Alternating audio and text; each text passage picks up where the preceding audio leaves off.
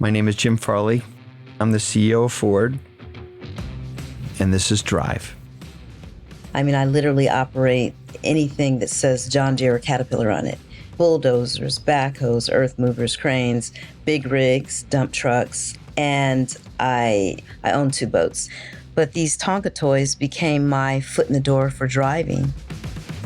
You may not have heard of Dee Bryant, but you probably know her work.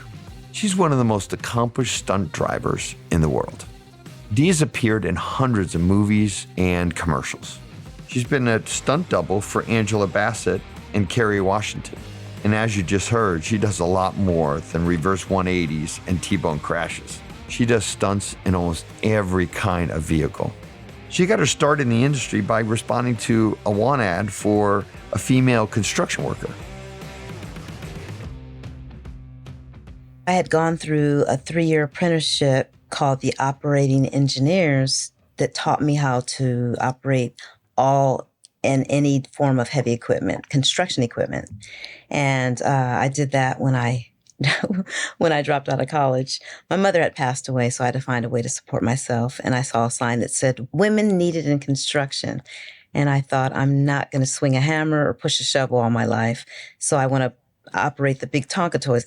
But these Tonka toys became my foot in the door for driving because as an entry-level apprentice, they had us operate these machines called a scraper, which is a big earth mover with 2 engines.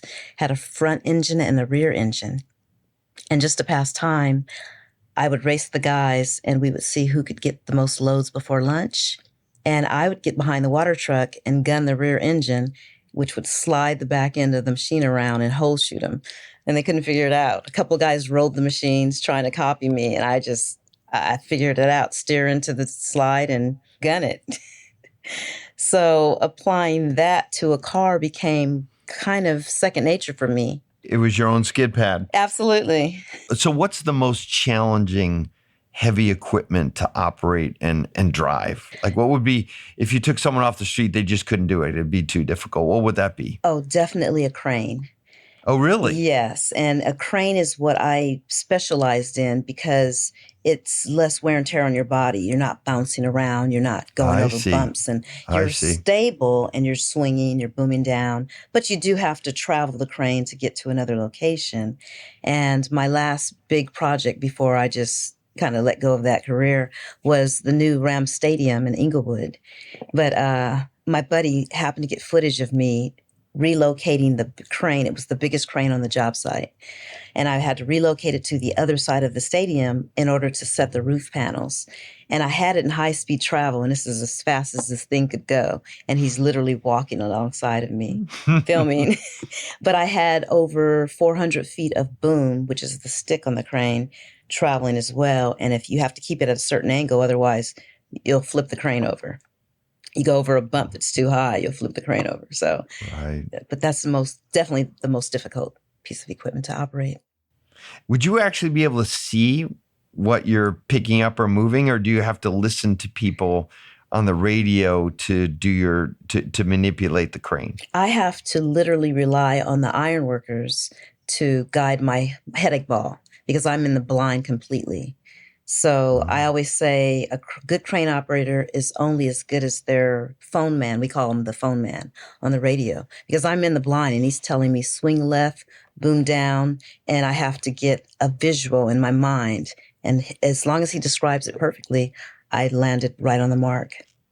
And so was there a moment when you took the plunge and said, I'm going to stop doing this and I'm going to start doing that? Ironically, I didn't have the confidence to take that plunge until about 5 years ago.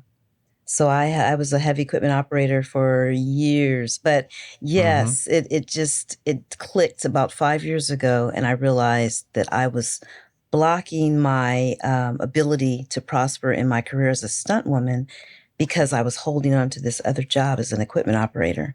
But it was my bread and butter, and I was afraid to let that go. Are there obstacles for women in stunt work like there is in professional racing? Not stunt work per se, but stunt driving, absolutely. It's definitely a man's world.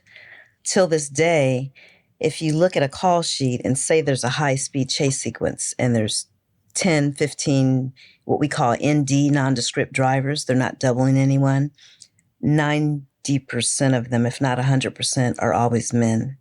And the stunt coordinator, it's at his discretion to hire whoever he'd like, but 9 times out of 10, they hire their buddies and they hire all men. So how do you deal with that? I mean, or more importantly, maybe, who gave you the courage to put that aside?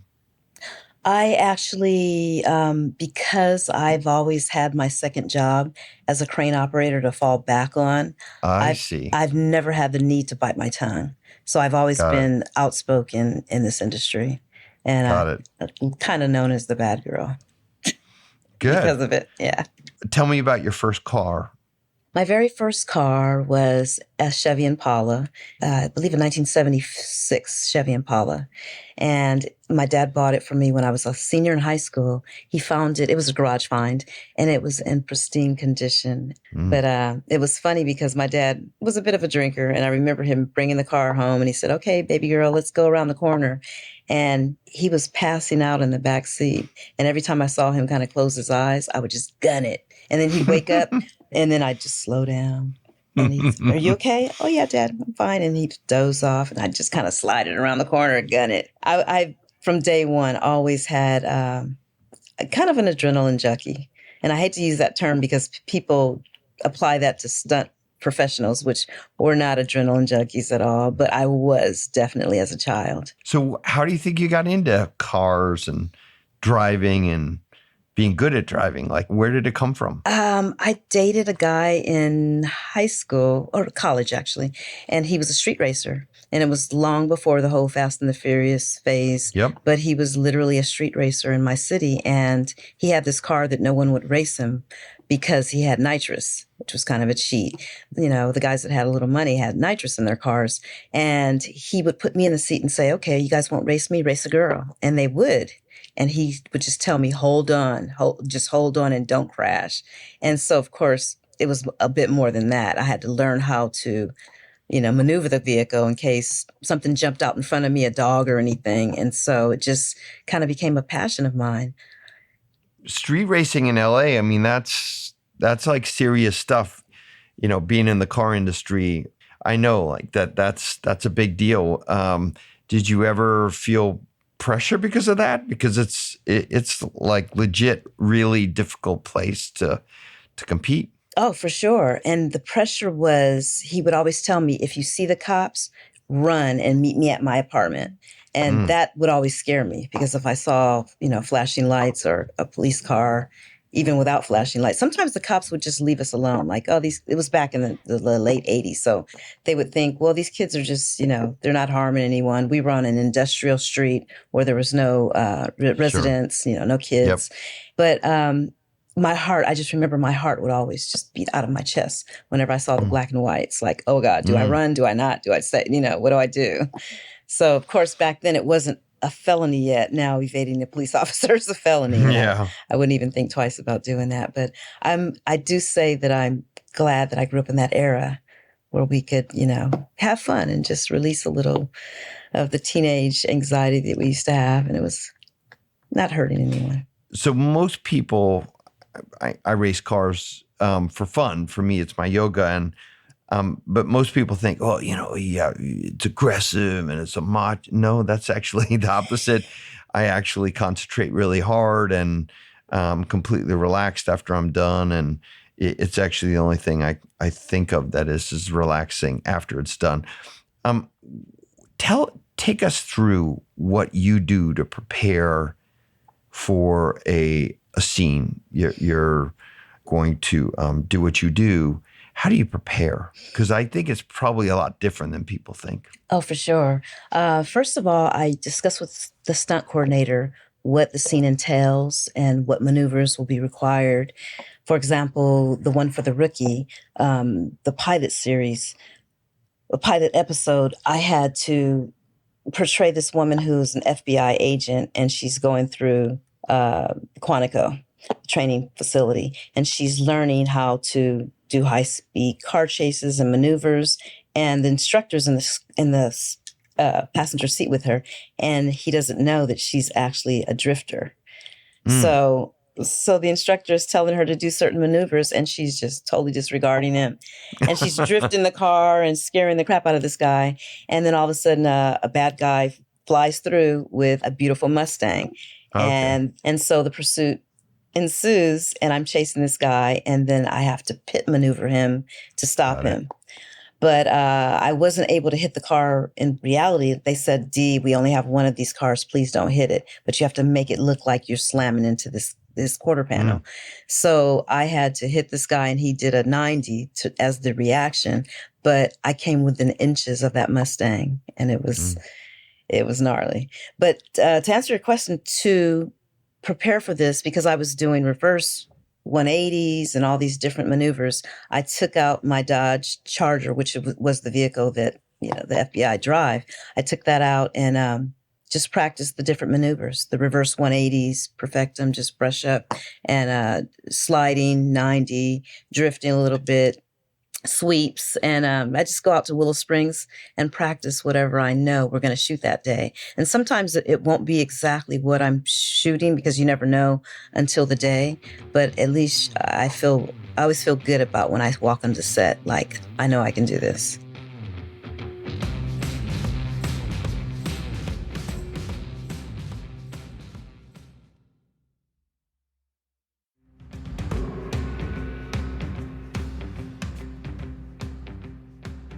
I have to tell you, I have so much respect for what you do. I went down to North Carolina, and Vaughn Gittin Jr. was trying to teach me how to drift, and I found it really difficult, counterintuitive. And what I found out, I don't know if this is common, but for me, it was an aha moment. I can drift to the right, but drifting to the left is a lot harder for me. And I have no idea. Maybe it's because I can't see on that side of the car. It's further. I don't know. I just found, like, why am I having so much more difficult drifting one side than the other? That's normal. And is it? Yeah, Normal? Okay. It definitely is. And I agree with you. Drifting is the one thing in a vehicle that is the most difficult thing that I've ever learned, and I'm still learning. But it's very common for people to be able to drift to the left side because your mirror's right there. And the first thing they teach you in drifting are donuts, and they'll put a cone down and you drift around the donuts, and it's easy to line up because it's right next to you. Whereas drifting, around the donut on the other side, like you said, it's kind of blind. Yes. So that's it. Okay. Yeah, it's normal. You're normal. It's really complicated because it's like a third dimension to driving when you put in, losing traction, but just not too much. Yes. I found it incredibly challenging. Like, I have a new level of respect for professionals like you, what you do every day. It's amazing. Thank you. So are you a bad person to go to the movies with, or a good person to go to the movies with? I'm a good person, I think, because I keep my thoughts to myself. Well, that's good, because you know really what's going on, and you know how things are filmed, and you would be able to dissect things. For sure. So what do you think you're uniquely skilled at doing? Like, I imagine as a professional, everyone's kind of good at different things. I mean, they're all good at everything. You have to be in your job. But is there certain things that you are better than anyone else at doing? Absolutely, as a stunt person? For sure. I can say that I'm the only stunt performer, male or female, that can operate anything and everything with an ignition, except for an airplane or helicopter. And it's because of the apprenticeship I went through. I mean, I literally operate anything that says John Deere or Caterpillar on it.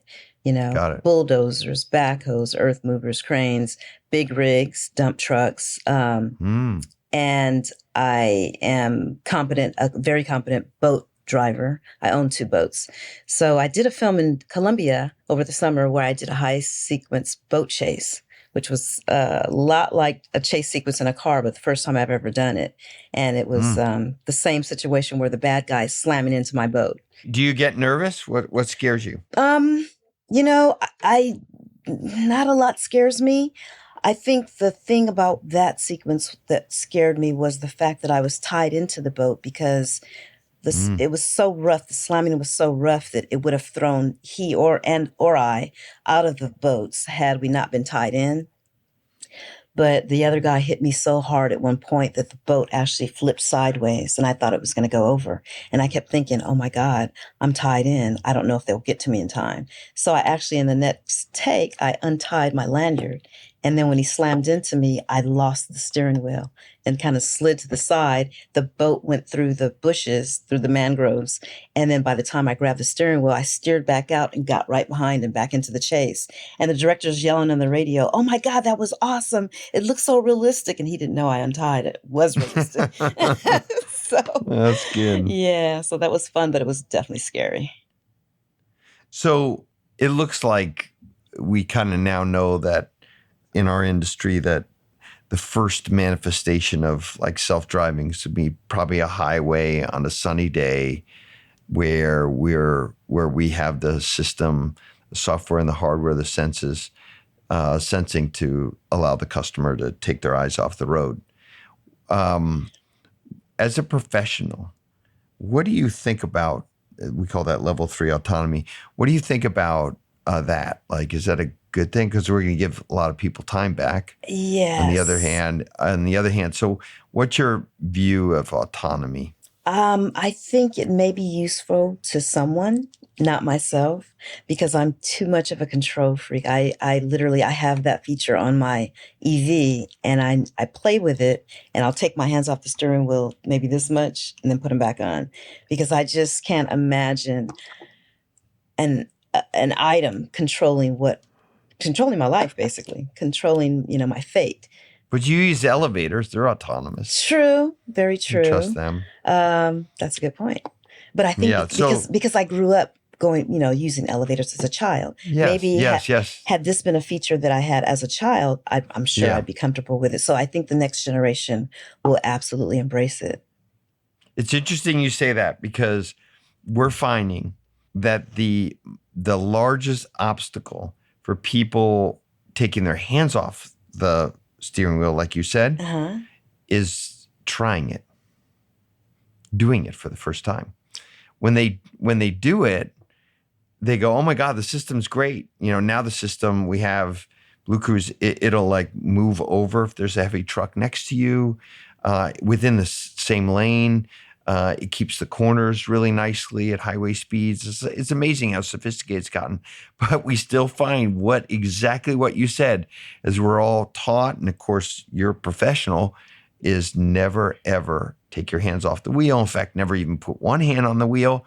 And we find that the biggest obstacle for people trying is just to literally let go of the steering wheel because so you are absolutely exactly right. That is an unnatural thing to do. It really is. And I'm curious, what is the demographic? Like, is it the older generation or is it, the middle-aged generation that are less likely?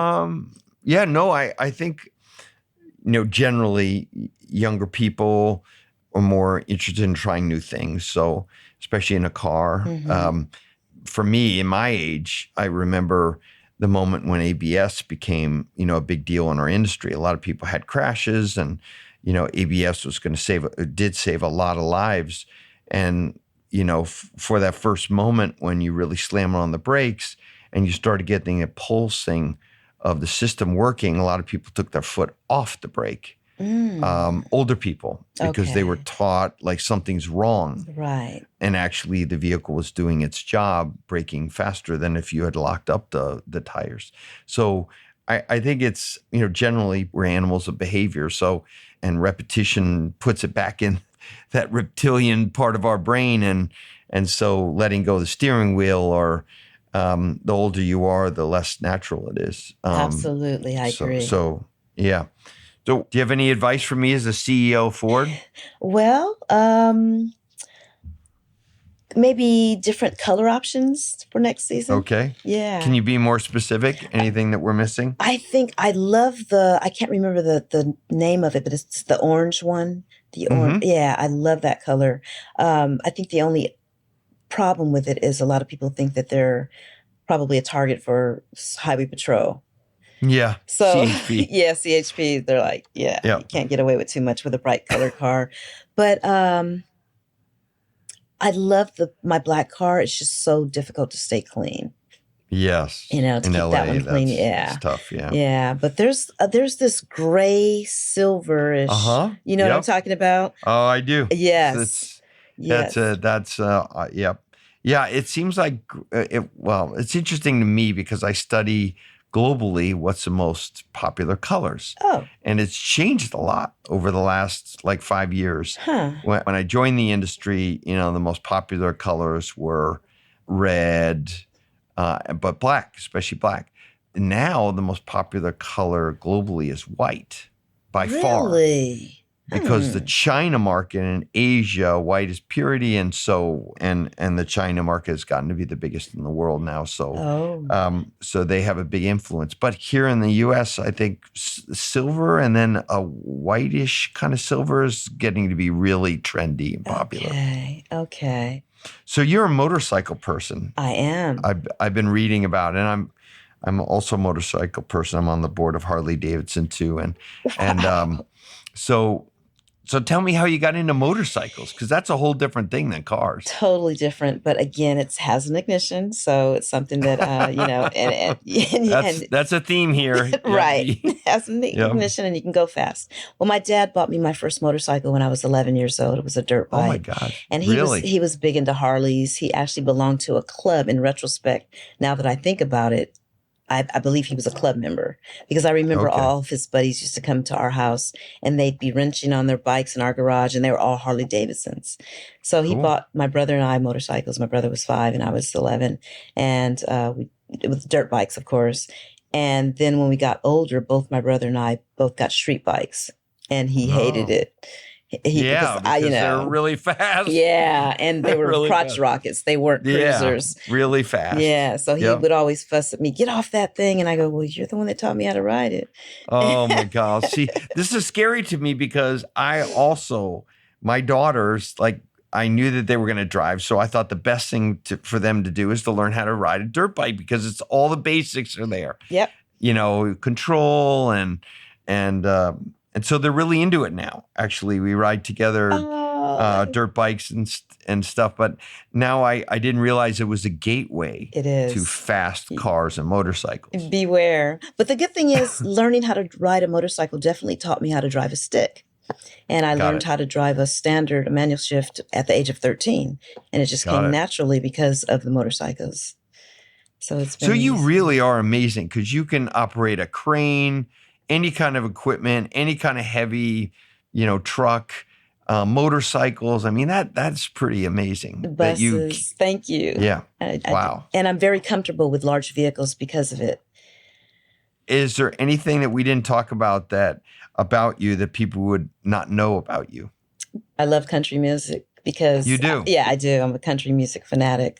I grew up, my dad was the old cowboy, and I grew up, on ranches with the loudspeakers blaring country music while I was training my horse, riding barrels, and it just stuck. Oh my God. So I know the whole stunt profession came out of riding horses. Yes, the original stuntmen all came from riding in the old westerns, doing horse balls and driving stagecoaches. Those were all the original stunt guys. And that is where our industry was born. One of my uncles was a stunt man in the 70s, and he's an old cowboy, still is a cowboy. And he was the stunt double for Cornelius in Planet of the Apes on horseback. I remember it like it was yesterday. I do. Actually, I remember that movie. There was the riding was really aggressive. It was a really big part of that movie. It was. And I just remember as a child watching him at the rodeos, because he was a bull rider. And I didn't, I'd put him on a pedestal because he was a stunt man. I knew nothing about that, but he was a cowboy, and that was, that was amazing to me. And I just remember him riding those bulls, and I thought, oh my God, he's my hero. And then who knew, fast forward, that I would actually end up in the same industry. And I never used his name. People still don't even know that he's my uncle. And people in the industry still remember him. He's in his 80s now, but he's still around. And he's still a cowboy. How is stunt work changing? How's the industry changing? The industry has changed a lot due to runaway production and, it being spread out so much. Whereas where Hollywood used to be in Hollywood, it's now in, as you know, Georgia, Louisiana, I Texas, see. New Mexico, where I'm heading today, I see. Canada. So it's instead of being the tight knit community that I remember when I got into it in the 90s, it's now where you may work with someone or work on a set and you don't know anyone. You don't know any of the other stunt people. Whereas before we all knew each other. So, you see how movies are really made. What do you think is the biggest surprise or misconception about movie making from people you meet? It always blows me away when people are not aware of stunt doubles and they actually think that an actor does all of his own stunts because he says that in the media. And as you know, there are no actors that do all their own stunts. I think Jackie Chan was probably the closest to being the only one that did his own stunts. But it's just amazing to me that people are not aware of stunt doubles. And I think a lot of it has to do with the Academy Awards or the Academy of Television Arts and Sciences not honoring us in the Oscars. We're the only ones that don't have a category. No, that's interesting. You're right. Sound, of course, wardrobe. Even hair and makeup. Hair and makeup, right. And I hadn't thought. That sounds unjust. Let's go change that. Completely unjust. I mean, we're the only ones, the only department, risking our life and limb, and we're not honored at all, not recognized at all. Well, I would like to honor you. Well, thank you, Jim. As the head of Ford, I am so encouraged that there are professionals like you who keep the passion for operating, driving vehicles, introducing it to new generations, introducing it to people around the world that may see something you're doing in a part of the world that we take cars for granted, but may not be part of their daily life. So I'm so thankful to be able to talk to you, and thank you for spending time with us. Thank you, Jim. Great speaking with you. Bye-bye. Okay, bye-bye.